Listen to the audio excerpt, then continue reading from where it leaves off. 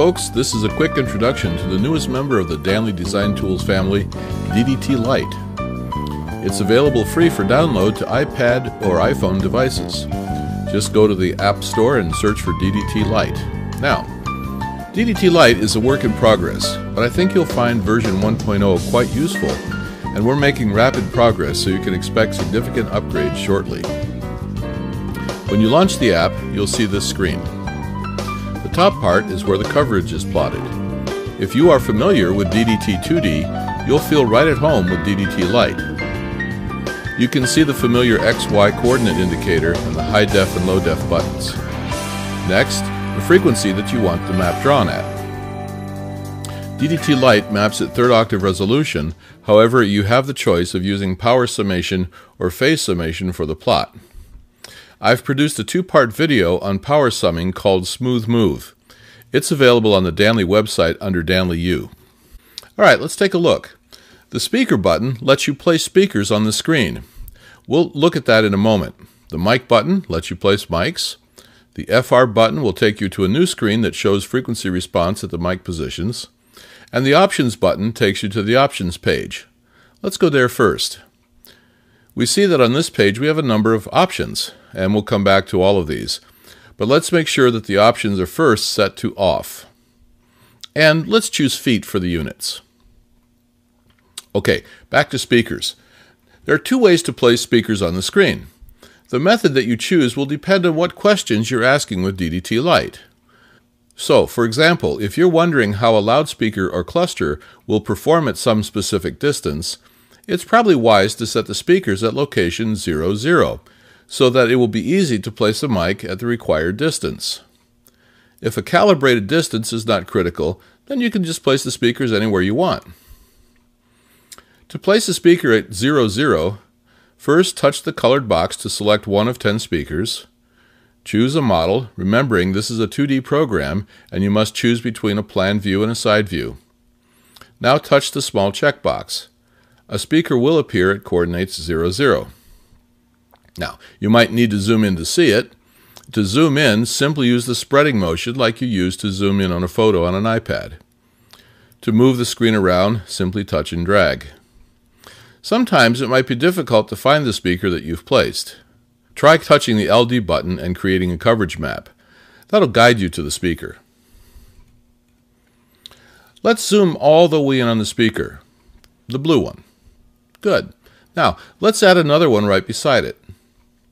The easiest way to do this is to use the other method of speaker placement. First, touch the yellow speaker button to select the second speaker.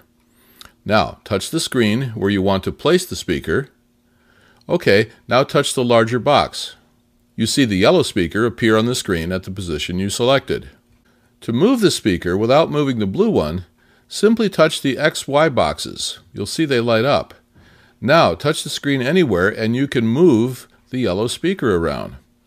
When you have it in the desired position, touch the XY boxes again and the speaker will be locked on the screen.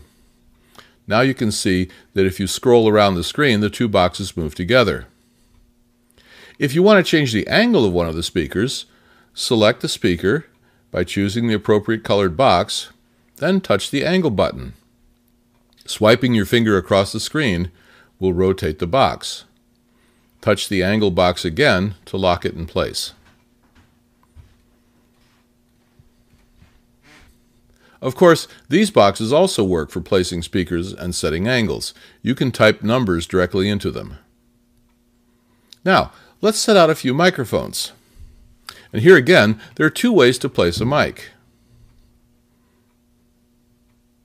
If you know the location in XY coordinates, then enter them here.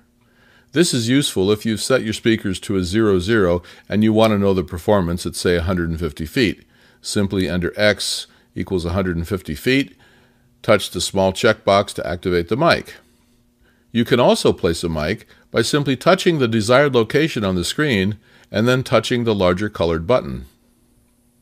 While we're on this page, you can see that DDT Lite also has a circle of mics feature, useful for looking at coverage or building directional base arrays. Alright, if you touch the FR button, it'll bring up the frequency response graph. If you touch the graph, it'll bring up a cursor at the point where you touched it. Note, the cursor doesn't really scroll, but you can move it by touching any point on the graph. You can hide the cursor by touching the refresh button. The plus and minus buttons here adjust the floor or bottom of the graph. Alright, let's go to options. Speaker number turns on the numbers next to the speakers. Auto refresh will automatically redraw the screen after a change is made.